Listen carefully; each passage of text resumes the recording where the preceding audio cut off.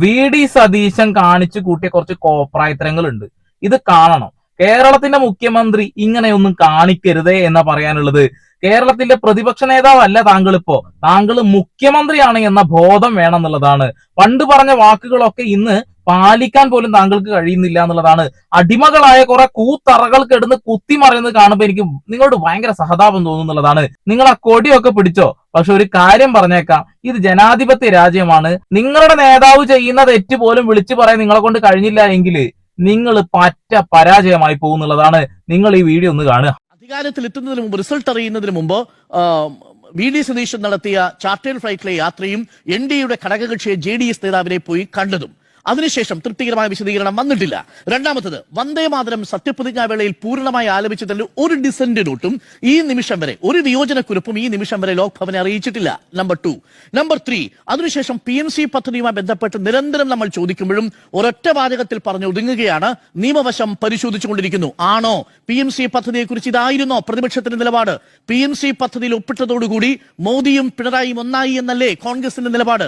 ഒപ്പിട്ട ആ പദ്ധതി ഇടതുപക്ഷ സർക്കാർ CPI സമ്മർദ്ദത്തെ തുടർന്ന് പിൻവലിച്ചതാണല്ലോ. ആ PMC പദ്ധതിയെ ഒറ്റ വാചകത്തിൽ തള്ളിപ്പറയാൻ എന്താണ് UDF നേതാക്കൾക്ക് പറ്റാത്തത്? കഴിയില്ല. കാരണം നരേന്ദ്രമോദിയുടെ ആ കീഴിൽ ഇങ്ങനെ കിടക്കാൻ ഭയങ്കര ആഗ്രഹമാണ് ഇവർക്ക് എന്നുള്ളതാണ്.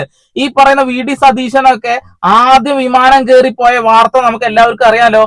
അതിനെക്കുറിച്ച് ഇവിടെയുള്ള UDF-കാർക്ക് ഒന്നും പറയാനില്ല. അതിനെക്കുറിച്ച് ഇവിടെയുള്ള മുസ്ലിം ലീഗിന് കമായി എന്നൊരക്ഷരം മിണ്ടാനില്ല എന്നുള്ളതാണ്. സത്യത്തിൽ ഇവരൊക്കെ നട്ടല് പണയം വെച്ചിട്ടാണ് ജീവിക്കുന്നത് എന്നുള്ളതാണ്. വോട്ട് കിട്ടാൻ വേണ്ടിയിട്ട് എന്തും പറയുന്നുള്ളത്. വോട്ട് കിട്ടിക്കഴിഞ്ഞ് അധികാരത്തിൽ ഏറിക്കഴിഞ്ഞാൽ മന്ത്രിയോ MLA ആയി കഴിഞ്ഞാല് ആ പാവപ്പെട്ട മനുഷ്യന്മാരുടെ മുഖത്ത് കാർക്കിച്ച് തുപ്പതിന് തുല്യാണെന്നുള്ളതാണ്. BJP എന്ന് പറയുന്ന ആ ഒരു സംഘടനയുടെ കീഴിൽ നിൽക്കാനാണ് ഇവരൊക്കെ ആഗ്രഹിക്കുന്നത് എന്നുള്ളതാണ്. ഇനിയെങ്കിലും സാധാരണക്കാരായ മനുഷ്യന്മാരെ നിങ്ങൾ മനസ്സിലാക്കണം എന്നുള്ളതാണ്. PM ശ്രീ ഞങ്ങൾ അറബിക്കടലിലേക്ക് വലിച്ചെറിയുമെന്ന് പറഞ്ഞ ആളുകളൊക്കെ ഇപ്പൊ മിണ്ടുന്നു പോലുമില്ല. വ്യക്തമായി പറഞ്ഞാൽ BJP-യുടെ അജണ്ട ഈ കേരളത്തിൽ കുട്ടികളിലൂടെ നടപ്പിലാക്കാൻ അവര് മൗന സമ്മതം നൽകിയാണ്. മൗനമല്ല, പച്ചക്ക് സമ്മതം നൽകി എന്നുള്ളതാണ്. വേണമെങ്കിൽ ഈ വിഷയവുമായി ബന്ധപ്പെട്ടുകൊണ്ട് മീഡിയ വണ്ണിലെ ഒരു ചർച്ച നിങ്ങൾ കാണണം. ജമാഅത്ത് ഇസ്ലാമിയുടെ ചാനലാണ്, അവർ പറഞ്ഞ ചർച്ചയാണ്, കേൾക്കാം. LDF-ന്റെ കഥ കഴിഞ്ഞല്ലോ. 3 ആഴ്ചയായി സർക്കാർ അധികാരത്തിൽ വന്നിട്ട് 18 ദിവസം കഴിഞ്ഞു. അപ്പൊ LDF-ന്റെ കാര്യം വിട്ടേക്കും. LDF ചെയ്തിട്ടുള്ള PMC അടക്കമുള്ള കേന്ദ്ര സർക്കാരിനോട് വിധേയപ്പെട്ടു എന്ന വിമർശനങ്ങളെ കൂടി ഉപയോഗപ്പെടുത്തിക്കൊണ്ട് അധികാരത്തിൽ വന്ന സർക്കാരാണല്ലോ. ഇനി LDF-നെ പറയരുത്. മോദി നെഹ്റുവിനെ പറയുന്ന പോലെ നിങ്ങൾ പറഞ്ഞത് നിങ്ങൾ വന്നാൽ PMC റദ്ദാക്കുമെന്നാണ്, നിങ്ങൾ പറഞ്ഞത് നിങ്ങൾ വന്നാൽ KRA റദ്ദാക്കുമെന്നാണ്, നിങ്ങൾ പറഞ്ഞത് നിങ്ങൾ വന്നാൽ ഈ ഗൺമാൻമാർക്കെതിരെ കേസെടുക്കുന്നതാണ്. ആദ്യത്തെ 2 ചെയ്തല്ലോ, ഒരു റിസ്ക് ഇല്ലാത്ത കാര്യമാണ്. KRA ഞങ്ങൾ റദ്ദാക്കുന്നു. കേന്ദ്ര സർക്കാരിന്റെ പെർമിഷൻ കിട്ടാത്തതും ഇവിടുത്തെ BJP അടക്കം എതിർക്കുകയും ചെയ്യുന്ന സംഗതിയായിരുന്നു KRA. അത് റദ്ദാക്കി. ഗൺമാൻമാരുടെ കാര്യത്തിൽ കേസെടുത്തു. PMC-യുടെ കാര്യത്തിൽ എന്താണ് എടുക്കാത്തത്, നിലപാടെടുക്കാത്തത്? അത് കേന്ദ്ര സർക്കാരുമായി തെറ്റേണ്ടി വരും. നേരത്തെ പറഞ്ഞതുപോലെ കേന്ദ്ര സർക്കാരുമായി തെറ്റുന്ന ഒരു പരിപാടിക്കും ഇല്ല എന്ന് ഈ സർക്കാർ തുടക്കത്തിലെ വ്യക്തമാക്കി കഴിഞ്ഞിരിക്കുന്നു. ആദ്യത്തെ നയപ്രഖ്യാപന പ്രസംഗത്തിൽ കേന്ദ്ര സർക്കാരുമായി ഒരു ഏറ്റുമുട്ടലും ഇല്ല എന്നവർ വ്യക്തമാക്കിയിരിക്കുകയാണ്. കേന്ദ്രം നമുക്ക് തരേണ്ട ഫണ്ട് കൃത്യമായി തരുന്നില്ല എന്ന പ്രശ്നത്തിനകത്ത് അവർക്ക് പോയിന്റ് ഉണ്ടോ? ഇല്ല. ധവളപത്രം പുറത്തിറങ്ങുന്നു. കേരളത്തിലെ ഏറ്റവും വലിയതുള്ള ഫണ്ട് അലോക്കേഷൻ ഇഷ്യൂവിൽ കേരളത്തോടക്കമുള്ള സംസ്ഥാനങ്ങളോട് നോൺ BJP ഭരണകൂടങ്ങളോട് വിവേചനം കാണിക്കുന്നു എന്ന പ്രശ്നം ഉന്നയിക്കുന്നുണ്ടോ? സീരിയസ് ആയിട്ട് ഉന്നയിക്കുന്നുണ്ടോ? ഇല്ല. അവരിപ്പോഴും അധികാരം ഒഴിഞ്ഞുപോയ CPIM-നെ കുറ്റം പറഞ്ഞ് 5 വർഷം ജീവിച്ചു പോകാം എന്ന് വിചാരിക്കുന്ന പോലെ തോന്നുകയാണ്. നരേന്ദ്രമോദിക്കെതിരെ കമായി എന്നൊരക്ഷര നിയമസഭയിൽ പറഞ്ഞിട്ടില്ല. കേന്ദ്രത്തിൽ നിന്ന് നമുക്ക് കിട്ടേണ്ടതായിട്ടുള്ള ആ ഒരു സമ്പത്തിനെ കുറിച്ചിട്ട് യാതൊരു വാക്ക് പോലും മിണ്ടുന്നില്ല. നമ്മുടെ കയ്യിൽ നിന്ന് GST-യുടെ പേരും പറഞ്ഞ് ഇവിടുന്ന് കോടിക്കണക്കിന് രൂപ കൊണ്ടുപോയിട്ട് അതിനെ 41% മാത്രമേ നമുക്ക് തിരിച്ചു തരുന്നുള്ളൂ. ഒരു നികുതി പോലും കൊടുക്കാൻ വഴിയില്ലാത്ത ബീഹാറിനെ പോലെയുള്ള സംസ്ഥാനങ്ങൾക്ക് അവര് ബജറ്റ് അവതരിപ്പിക്കുമ്പോഴൊക്കെ എന്താണ് വാരിക്കോരി കൊടുക്കുന്ന നമ്മൾ കാണുന്നില്ലേ? നമുക്കൊന്നും തരുന്നില്ല. എന്തുകൊണ്ട് വി.ഡി. സതീശൻ ഒരു വാക്ക് മിണ്ടിയില്ല? പിണറായി വിജയനെ കുറിച്ച് മാത്രം പറയണം. CPIM-നെ കേരളത്തിൽ നിന്ന് ഇല്ലായ്മ ചെയ്യണം. അതിന് വലിയ രീതിയിലുള്ള ഒരു ഡീല് നരേന്ദ്രമോദിയുമായിട്ട് വി.ഡി. സതീശൻ നടത്തിയിട്ടുണ്ടോ എന്ന് സംശയമുളവാക്കുന്ന രീതിയിലാണ് അദ്ദേഹം പ്രവർത്തിക്കുന്നത് എന്ന കാര്യത്തിൽ തർക്കമൊന്നും വേണ്ട.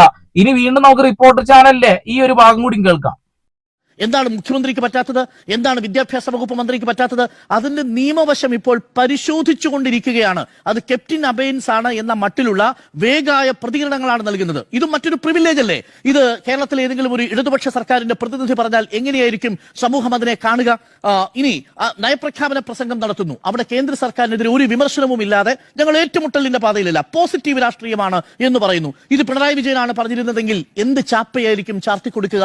അപ്പോൾ ചില പ്രിവിലേജുകൾ കൽപ്പിച്ചു കൊടുക്കുന്നുണ്ട്. അത് പിണറായി ആണെങ്കിൽ അത് സംഘിപ്പട്ടം ചാർത്തി കൊടുക്കാനുള്ള ഒന്നാണ്. എന്നാൽ അതേസമയം UDF-ന്റെ ഭാഗത്തുനിന്ന് വരുന്ന സമയത്ത് അതൊക്കെ സംഭവിക്കുന്നതാണ് എന്നുള്ളതാണ്. എന്താണ് ഇതിനൊക്കെ പറയേണ്ടത്? ഒരു കാര്യം എല്ലാവരും ഉറപ്പിച്ച് പറയുന്നുണ്ട്, കേരളം ഭരിക്കുന്നത് അത് BJP തന്നെയാണ് എന്നുള്ളത്, VD സതീശൻ വെറും ഒരു ഡമ്മി പീസ് ആണ് എന്നുള്ളത്, നരേന്ദ്രമോദിയുടെ അടുത്ത് കാലിൽ പോയി വീണ് എന്തൊക്കെയാണ് അവിടുന്ന് നേടിയെടുത്തത് എന്നൊന്നും പറയാൻ കഴിയില്ല. ഇവിടുന്ന് ചാർട്ടേഡ് വിമാനത്തിൽ കയറിപ്പോയിട്ട് എന്തിലൊക്കെ ഒപ്പുവെച്ചു എന്നും പറയാൻ കഴിയില്ല. 1000 കോടി രൂപയാണ് മെഡിക്കൽ വിഭാഗത്തിൽ നിന്നും മെഡിക്കൽ മേഖലയിൽ നിന്നും മാത്രമായിട്ട് UDF ബോണ്ട് വാങ്ങിയിട്ടുള്ളത്. കേരളത്തിലെ ആശുപത്രികളൊക്കെ ഇനി സ്വകാര്യവൽക്കരിക്കാൻ പോവുകയാണ് എന്ന വാർത്തകളൊക്കെ നമ്മൾ കേട്ടുകൊണ്ടിരിക്കുകയാണ്. KSRTC നഷ്ടത്തിലാണ്, KSEB നഷ്ടത്തിലാണ്. ഇതൊക്കെ ഇനി സ്വകാര്യവൽക്കരിക്കുകയാണെങ്കിൽ പണം കൊടുത്ത ആളുകൾ തിരിച്ചു വരും. നിങ്ങൾ ദയവ് ചെയ്തൊരു കാര്യം മനസ്സിലാക്കണം. മുസ്ലിങ്ങളോടാണ് എനിക്ക് പറയാനുള്ളത്. നിങ്ങളുടെ വോട്ട് കൊണ്ട് മാത്രമാണ് ഇന്ന് കേരളത്തിൽ UDF അധികാരത്തിൽ വന്നിട്ടുള്ളത്. നിങ്ങളത് മനസ്സിലാക്കണം. നിങ്ങളുടെ കൂട്ടത്തിലുള്ള പാവപ്പെട്ട മനുഷ്യന്മാർ അങ്ങ് നോർത്ത് ഇന്ത്യയില് അടി വാങ്ങിയും ഇടി വാങ്ങിയും ചത്ത് മലന്ന് കിടക്കുന്നുണ്ട് എന്ന കാര്യം നിങ്ങൾ ഓർക്കുക തന്നെ വേണം എന്നുള്ളതാണ്. ഗുജറാത്ത് കലാപത്തെ കുറിച്ചിട്ടൊക്കെ നിങ്ങൾക്ക് അറിയുന്നതല്ലേ, നരേന്ദ്രമോദിയെ കുറിച്ച് നിങ്ങൾക്ക് അറിയുന്നതല്ലേ. BJP പോലെയുള്ള രാഷ്ട്രീയ സംഘടനകളെ സപ്പോർട്ട് ചെയ്യുന്ന ഒരു രാഷ്ട്രീയ പാർട്ടിയുടെയും കൂടെ നിൽക്കരുത്. നിങ്ങൾ നട്ടെല്ല് പണയം വെച്ചിട്ടില്ല എങ്കിൽ നിങ്ങൾ നെഞ്ചത്ത് കൈവച്ച് പറയണം, VD സതീശൻ ഇപ്പൊ ചെയ്യുന്ന കാര്യങ്ങൾ നന്മയുടെ പാതയാണോ എന്നുള്ളത് നിങ്ങളെ കൊണ്ട് പറയാൻ കഴിയില്ല. കാരണം PM ശ്രീയെ പോലെയുള്ള ഇത്തരം സംവിധാനങ്ങളിൽ ഒപ്പുവെച്ചിട്ട് ഫ്രീസ് ചെയ്തിട്ട് പോലും അത് റീഓപ്പൺ ചെയ്തത് അത് ഇവിടെയുള്ള കോൺഗ്രസ്സുകാരാണ് എന്ന ബോധം നിങ്ങൾക്ക് വേണം. ഞാനിത് വെറുതെ തള്ളി മറക്കുന്നതല്ല, സത്യസന്ധമായ വാക്കുകളാണ് ഞാൻ ഉപയോഗിക്കുന്നത്. തെളിവില്ലാതെ ഒരു വാക്ക് പോലും ഞാൻ ഇതുവരെ സംസാരിച്ചിട്ടില്ല എന്നുള്ളതാണ്. ഇവിടെ BJPയുമായിട്ട് UDFന്റെ ചില നേതാക്കന്മാര്, എല്ലാവരും മോശക്കാരാണെന്ന് ഞാൻ പറയുന്നില്ല, ചില നേതാക്കന്മാര് ഇൻക്ലൂഡ് കേരളത്തിന്റെ മുഖ്യമന്ത്രി അടക്കം തല കുമ്പിട്ട് നിന്നിട്ടുണ്ടോ എന്നൊരു സംശയം ഇപ്പോ ശരിക്ക് തോന്നുന്നുണ്ട് എന്നുള്ളതാണ്. ഇനി MG യൂണിവേഴ്സിറ്റിയിൽ നടന്ന വലിയൊരു ചതിയാണ്. ഇതൊന്ന് കാണണം നിങ്ങൾ. ഇത് MG സർവകലാശാലയിൽ മാത്രമല്ല വിനീത, നേരത്തെയും RSS വൽക്കരണം വ്യാപകമായി ഗവർണർ നടപ്പിലാക്കുന്നു എന്നുള്ളത് പൊതുവിൽ ഇടതുപക്ഷവും CPIM-ഉം എല്ലാം മുന്നോട്ട് വെച്ചിരുന്നു. അതിശക്തമായ പ്രതിഷേധവും അന്ന് ഗവർണർക്കെതിരെ ഉണ്ടായിരുന്നു. ആ സമയത്തെല്ലാം അതിനോട് പ്രതികരിക്കുന്നില്ല എന്നൊരു നിലപാടായിരുന്നു VD സതീശൻ സ്വീകരിച്ചിരുന്നത്. സർക്കാർ ഗവർണർ പോര് അത് ചക്കളത്തിപ്പോരാണ് എന്നാണ് അന്ന് VD സതീശൻ പറഞ്ഞത്. മറ്റ് വാർത്തകൾ മറച്ചുവെക്കുന്നതിന് വേണ്ടിയാണ് CPIM-ഉം ഗവർണറും തമ്മിലുള്ള ഈ യുദ്ധം എന്ന് പറഞ്ഞു. ഇനിയിപ്പോൾ ഇതിൽ നിലവിലുള്ള മുഖ്യമന്ത്രിയുടെ പ്രതികരണം എന്താണ് എന്നുള്ളത് കൗതുകമുള്ള ഒരു കാര്യം തന്നെയാണ്.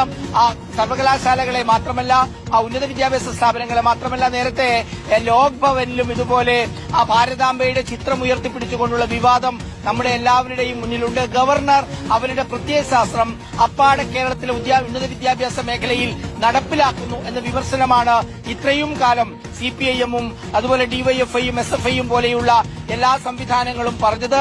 ഇതിപ്പോഴിതാ UDF സർക്കാർ അധികാരത്തിൽ വന്നതിന് ശേഷവും ആദ്യമായി കൊടുത്ത MG സർവകലാശാലയിലെ 19 അംഗ സെനറ്റിലേക്ക് ഏതാണ്ട് പൂർണ്ണമായി BJP RSS പശ്ചാത്തലം ഉള്ളവരാണ് എന്നതാണ്.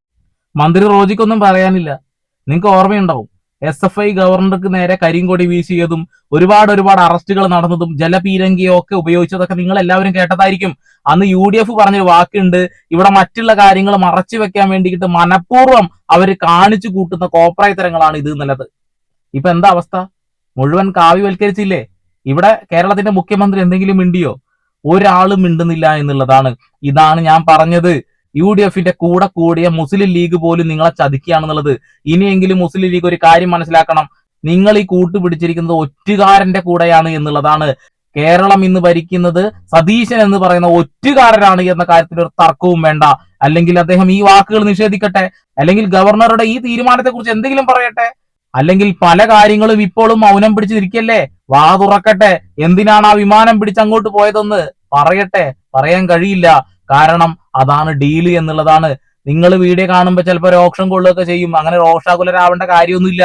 നിങ്ങളൊന്ന് വെയിറ്റ് ചെയ്യ്, അപ്പൊ മനസ്സിലാവും എന്നുള്ളതാണ്. ഇനി 24 പുറത്ത് വിട്ട ഒരു വാർത്തയും കൂടി നിങ്ങൾ കാണണം. PM ശ്രീയുമായി ബന്ധപ്പെട്ടുള്ള കാര്യമാണ്.